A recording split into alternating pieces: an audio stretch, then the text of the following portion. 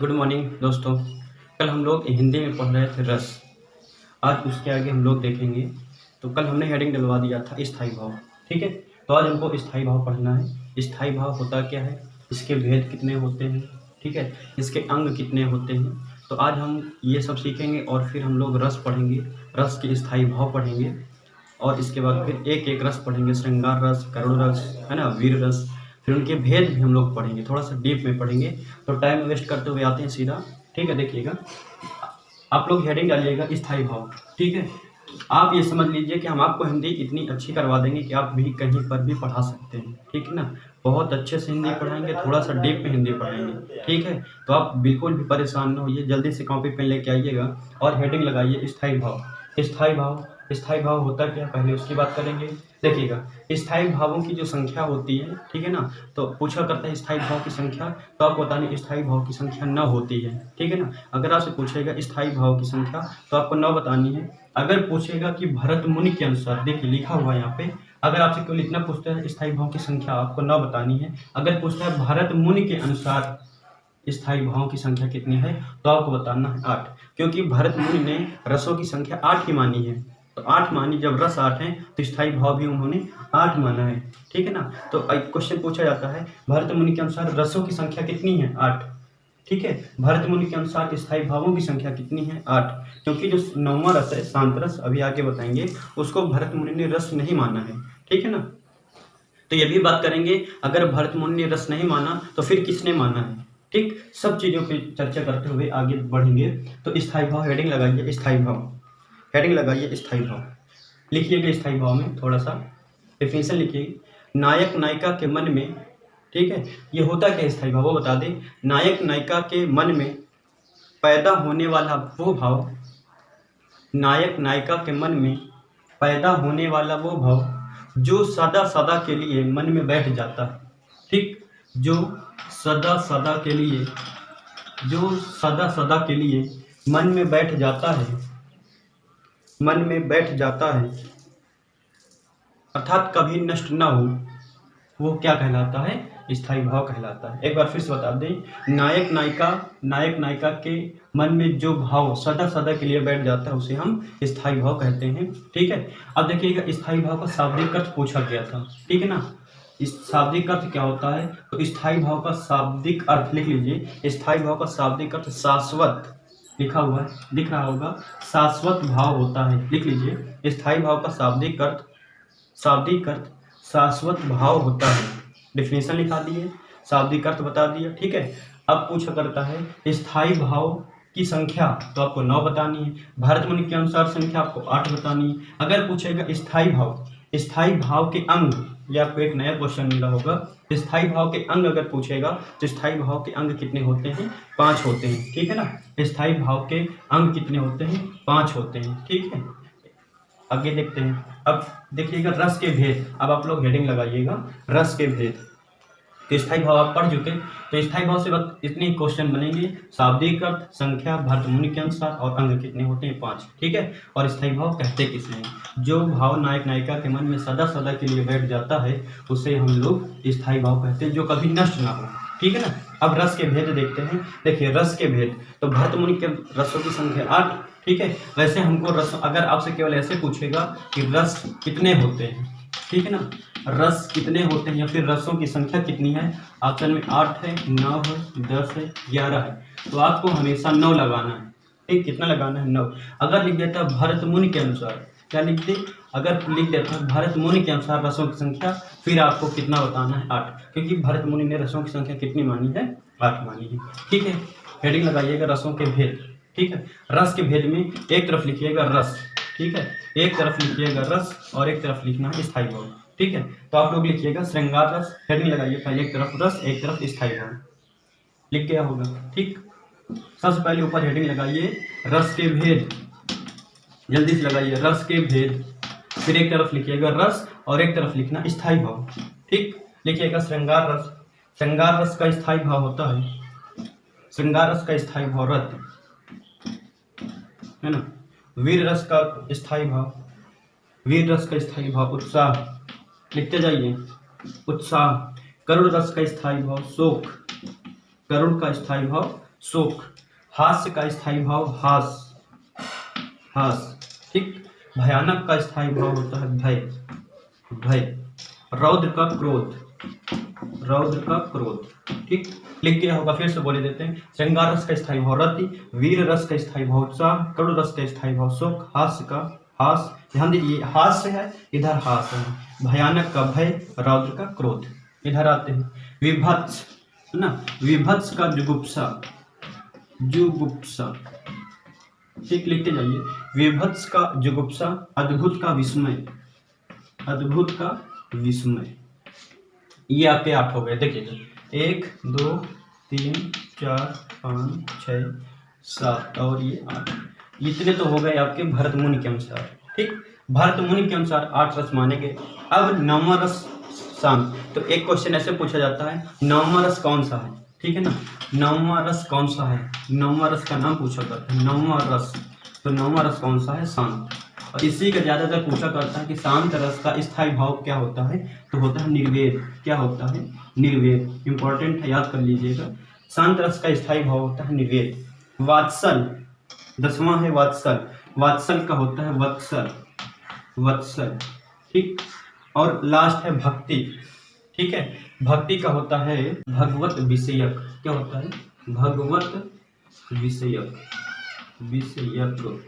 लिख लीजिए, हम बोले दे रहे हैं भक्ति का होता है भगवत विषयक, ठीक। अब देखिएगा क्वेश्चन को कैसे पूछेगा।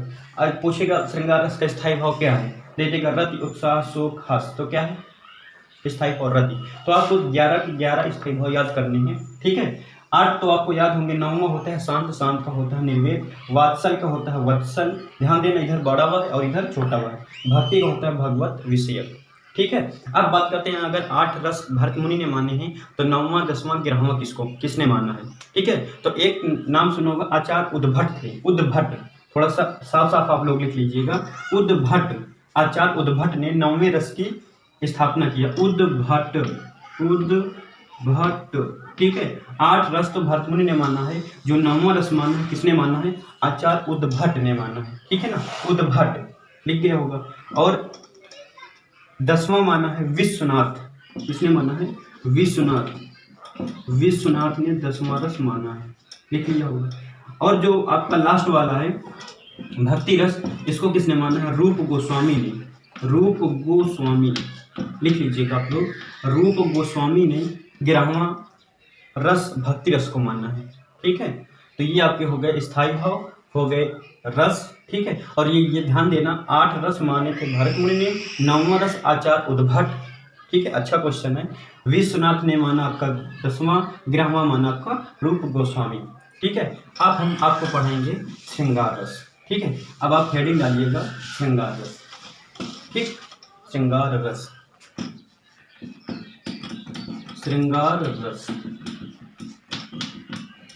ठीक। श्रृंगार रस का स्थायी भाव, श्रृंगार रस का स्थायी भाव, स्थायी भाव रति होता है। क्या होता है, रति। श्रृंगार रस का स्थायी भाव रति होता है। श्रृंगार शब्द 2 शब्दों से मिलकर बना है। आप लोग लिखते जाइए, श्रृंगार शब्द 2 शब्दों से मिलकर बना है। कैसे, देखिए, श्रृंग धन आर, श्रृंग धन आर 2 शब्दों से मिलकर बना है, जिसका अर्थ होता है, आगे लिखिए, जिसका अर्थ होता है, जिसका अर्थ होता है कामोद्दीपक, जिसका अर्थ होता, 2 दा बना के हलन यानी आधा दा हो जाएगा ना, जिसका अर्थ होता है कामोद्दीपक, ठीक है। फिर से देखिएगा, श्रृंगार रस का स्थायी भाव रति। श्रृंगार शब्द 2 शब्दों से मिलकर बना है, श्रृंग धन आर, जिसका अर्थ होता है कामोद्दीपक। कामोद्दीपक का मतलब होता है मन में वासना की भावना को जगाना, ठीक है। लिखना तो लिख सकते हो, मन में वासना की भावना को जगाना, ठीक। अब इसके भेद देखते हैं। श्रृंगार रस के 2 भेद, कितने भेद हैं, 2 भेद। कौन कौन से, एक होता है संयोग श्रृंगार, एक होता है संयोग श्रृंगार, और एक होता है वियोग श्रृंगार, ठीक। संयोग श्रृंगार को हम लोग संयोग श्रृंगार, संयोग श्रृंगार, और ये है वियोग श्रृंगार, ठीक है। संयोग श्रृंगार को हम लोग संभोग श्रृंगार भी कहते हैं। लिख लीजिए, पूछा भी गया है, संभोग श्रृंगार, ठीक है।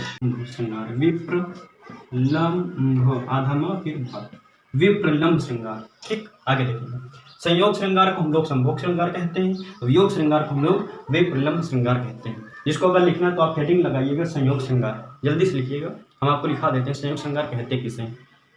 नीचे से लिखिए, जहां पर संयोग श्रृंगार हेडिंग लगा के लिखिएगा, जहां पर नायक नायिका की, जहां पर संयोग श्रृंगार लिखा है जहां पर नायक नायिका के मिलन दशा का वर्णन होता है, मिलन दशा का वर्णन होता है, वहां पर संयोग श्रृंगार होता है।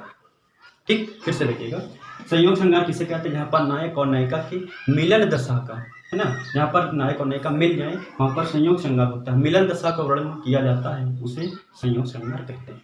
ठीक, अब बात करते हैं संयोग श्रृंगार के भेद की। ठीक है, देखिए अभी वियोग श्रृंगार आपको हेडिंग नहीं लगाना, अभी संयोग श्रृंगार के भेद। ठीक, तो आप ये समझ गए कि जहां पर नायक और नायिका के मिलन दशा का वर्णन होता है उसे संयोग श्रृंगार कहते हैं। अब हेडिंग अब नीचे से लिखिए, संयोग श्रृंगार के दो भेद होते हैं। कितने भेद होते हैं? दो भेद होते हैं। संयोग श्रृंगार के कितने भेद? संयोग श्रृंगार के भी दो भेद होते हैं। ठीक है, एक लिखिएगा नायक रब्ध, आधा बा फिर रब्ध, नायक रब्ध संयोग श्रृंगार, एक होता है नायिका रब्ध, एक होता है नायिका रब्ध संयोग श्रृंगार। ठीक, लिख लीजिए संयोग, आगे लिखिए श्रृंगार। ठीक है, देखिए संयोग श्रृंगार के दो भेद होते हैं, नायक रब्ध संयोग श्रृंगार और नायिका रब्ध संयोग श्रृंगार। हो गया संयोग श्रृंगार। अब बात हम करते हैं वियोग श्रृंगार। अब आप लोग हेडिंग डालिएगा वियोग श्रृंगार, वियोग श्रृंगार। देखिए वियोग श्रृंगार को हम लोग विप्रलंब श्रृंगार भी कहते हैं। ठीक है, अब आप इसको लिखिएगा, हेडिंग डालिए वियोग श्रृंगार लिखिएगा, जहां पर नायक और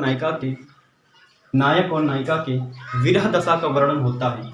इसका विरह दशा का वर्णन होता है, विरह दशा, है ना, जहां पर दूर दूर विरह दशा यानी बिछुड़ना, ठीक, बिछुड़ना यानी विरह दशा का वर्णन होता है, वहां पर वियोग श्रृंगार होता है, वहां पर वियोग श्रृंगार होता है। ठीक है, बहुत गर्मी है। आगे लिखिएगा, एग्जाम्पल लिखिए, एग्जाम्पल देखिएगा आपकी स्क्रीन पे आ गया एग्जाम्पल, अति मलिन वृष भान। अब अभी हेडिंग आप लोग लगाइएगा, वियोग श्रृंगार के बाद लगाइएगा। अच्छा, वियोग श्रृंगार में थोड़ा सा और लिख लीजिए नीचे, वियोग श्रृंगार में और लिख लीजिए 2 पॉइंट और नोट, वियोग श्रृंगार के नीचे नोट लिखिएगा, वियोग श्रृंगार के नीचे नोट लिखिएगा। लिखिए वियोग श्रृंगार के कुल, लिखिएगा वियोग श्रृंगार के कुल 5 भेद होते हैं। वियोग श्रृंगार के कुल कितने भेद होते हैं? 5 भेद होते हैं। कितने भेद होते हैं? 5 भेद होते हैं। पांचों के नाम लिख लीजिएगा बस। ठीक है, नोट में लिखिएगा, संयोग श्रृंगार के कुल 5 भेद होते हैं। ठीक है, स्मरण नंबर 1, स्मरण मान प्रवास, है ना, प्रवास, विरहात्मक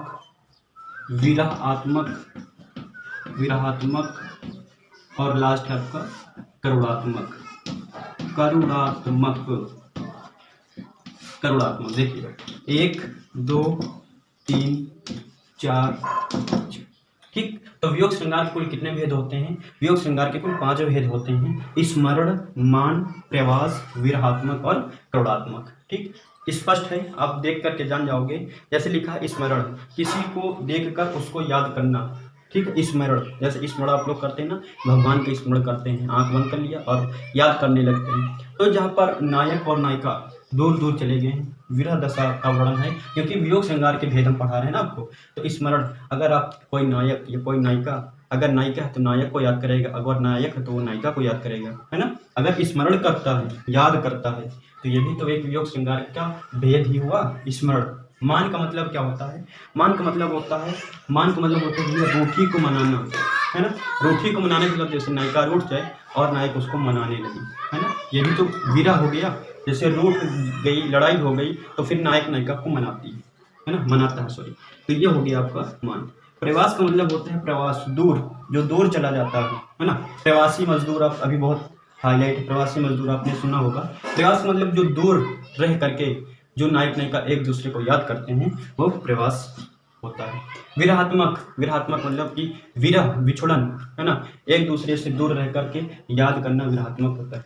करुणात्मक तो आप लोग जानते ही है ना, जहाँ पर करोड़ दशा करोड़न होता है वो करुणात्मक होता है। लेकिन ये सभी क्या है, पार्ट है वियोग श्रृंगार के। ठीक, 5 भेद होते हैं, 5 भेद हम आपको बता दिए। ठीक है, ये तो नोट का पहला पॉइंट हो गया। दूसरा पॉइंट और लिख लीजिएगा, वियोग श्रृंगार के, दूसरा पॉइंट लिखिएगा, ये तो हो गए भेद, वियोग श्रृंगार के भेद। अब देखिए वियोग श्रृंगार की दशाएं, वियोग श्रृंगार की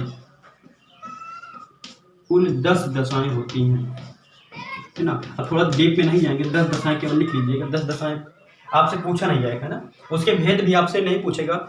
अगर ये भी पूछेगा तो नहीं पूछेगा मान, प्रवास, विरहात्मक, करुणात्मक कौन कौन से होते हैं, आप सिर्फ याद कर लीजिएगा। ठीक है ना, कि वियोग श्रृंगार के 5 भेद होते हैं और जो वियोग श्रृंगार की दशाएं होती हैं वो कितनी होती हैं, 10।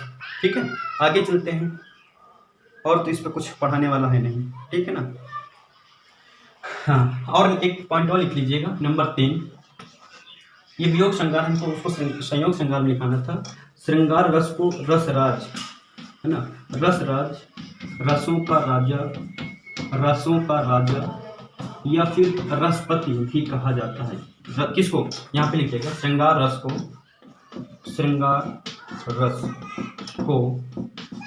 रसराज, रसों का राजा या फिर रसपति कहा जाता है। ठीक, ये भी क्वेश्चन पूछा गया है। रसों का राजा कौन है, श्रृंगार। रसराज किसको कहा जाता है, श्रृंगार रस को कहा जाता है। कितने पॉइंट आप लिख लीजिएगा। अब अगली हेडिंग लगाइएगा, वीर। संयोग हो गया आपका। अब आप संयोग श्रृंगार के भेद हो गए, है ना। अब आप हेडिंग लगाइएगा, वीर रस। देखिएगा, वीर रस क्या होता है। वीर रस का स्थायी भाव होता है उत्साह। क्या होता है, उत्साह।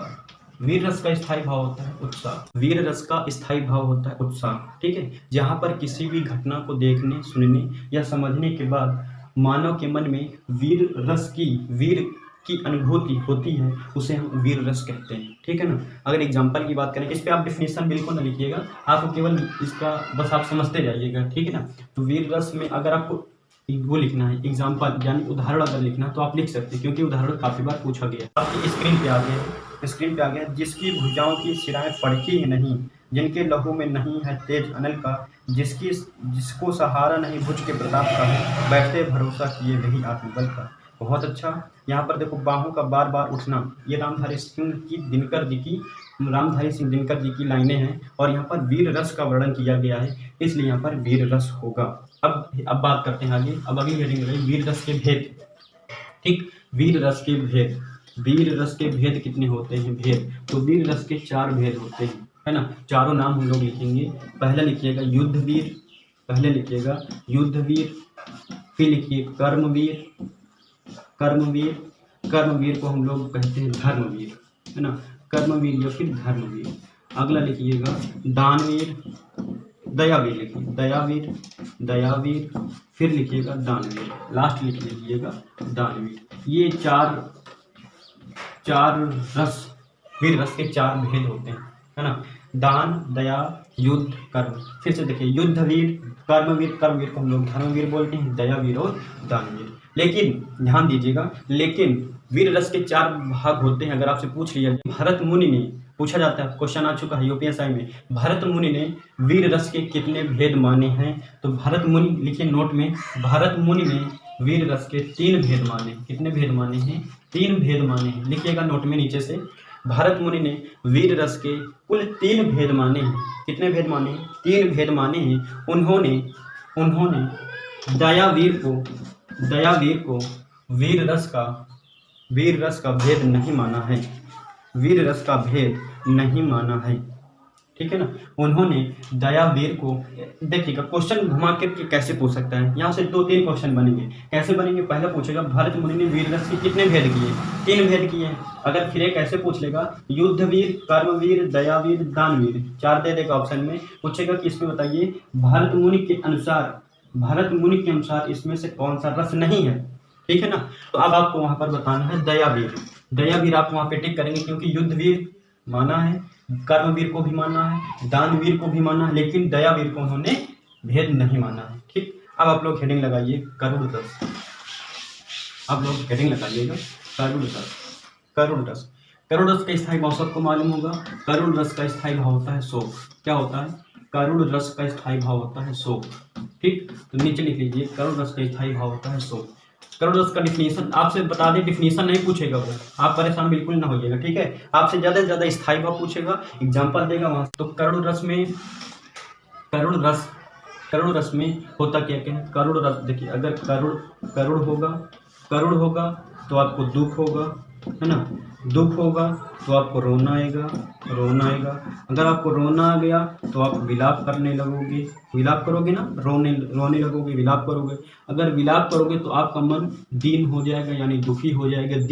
अगर दीन से फिर हीन भावना आपके अंदर पैदा हो जाती है। तो करुण, दुख, शोक, हाँ यहाँ पे एक छूट गया, दुख के बाद शोक।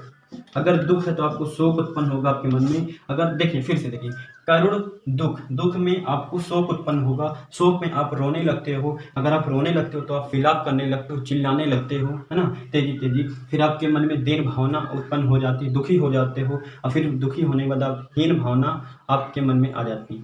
अगर आपको ये सारे शब्द करुण, दुख, शोक, रोना, विलाप, दीन, हीन, अगर ये कोई भी एग्जाम्पल दिया हुआ उदाहरण, अगर ये एग्जाम्पल में इतने शब्द आपके मिल जाते हैं तो आप जान जाइए कि वहाँ पर करुण रस होता है। आपकी स्क्रीन पे आ गया, आपकी स्क्रीन पे यथा पंख बिनु खग अति दीना, मनि बिनु फनि करि बर करहीना।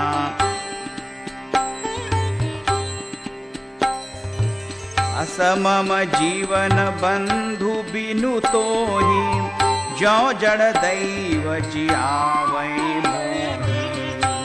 जब लक्ष्मण जी को शक्ति लगती है तब वहाँ लोगों को समझा देते हैं।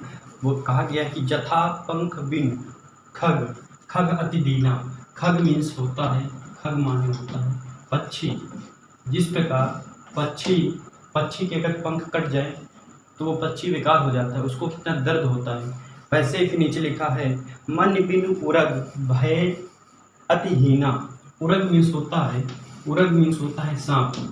अगर सांप की मणि निकाल दिया जाए तो वो सांप बर्बाद हो जाता है, यानी बेकार हो जाता है। आज वही अवस्था भगवान राम की है। लखन मूर्छित पड़े हुए हैं और भगवान राम बहुत दुखी हैं, ठीक है ना। यहाँ पे करुण रस होगा एग्जाम्पल से, ठीक। और सबसे अच्छी बात यहाँ पे देखिएगा, दीना और हीना आया है। दीन और हीन हमने बताया था, इतने वाक्य हमने बताए, है ना। करुण, विलाप, दीन, हीन, ये सारे शब्द आपके इसी करुण रस में आते हैं, ठीक। थोड़ा सा नोट लिख लीजिएगा, नोट, ठीक है। करुण रस नोट में लिखिएगा, नोट में 2 पॉइंट हम आपको लिखाएंगे, ठीक है। नोट में 2 पॉइंट लिखाएंगे। नोट में पहला पॉइंट है देखिएगा, भवभूति, आचार भवभूति ने अपनी रचना, ठीक है, अपनी रचना उत्तर रामचरितम में लिखिएगा, उत्तर रामचरितम में करुण रस को रस का राजा माना है, ठीक। रस का राजा माना है, ठीक है। तो अब क्वेश्चन कैसे पूछा जाएगा, आचार भावभूत के अनुसार पूछा जाएगा। आचार भावभूत के अनुसार रसों का राजा ऑप्शन में रहेगा श्रृंगार रस, ठीक, करुण रस, ऑप्शन में वीर रस, ठीक, ऐसे देगा। तो आपको वहाँ श्रृंगार रस नहीं लगाना है, ठीक है। श्रृंगार रस को भी रसों का राजा माना गया है, लेकिन अगर दे दे भवभूत के अनुसार तो भवभूत जो है रसों का राजा किसको मानते हैं, करुण रस को मानते हैं, ठीक है। ये आपका नोट में लिखना है, ठीक। ये क्वेश्चन पूछा भी गया है। अगला आप लिखिएगा वीर रस, ठीक है। वीर रस हेडिंग डालिएगा वीर रस, ठीक। वीर रस का स्थायी भाव क्या होता है, उत्साह, सभी को मालूम है। वीर रस का स्थायी भाव होता है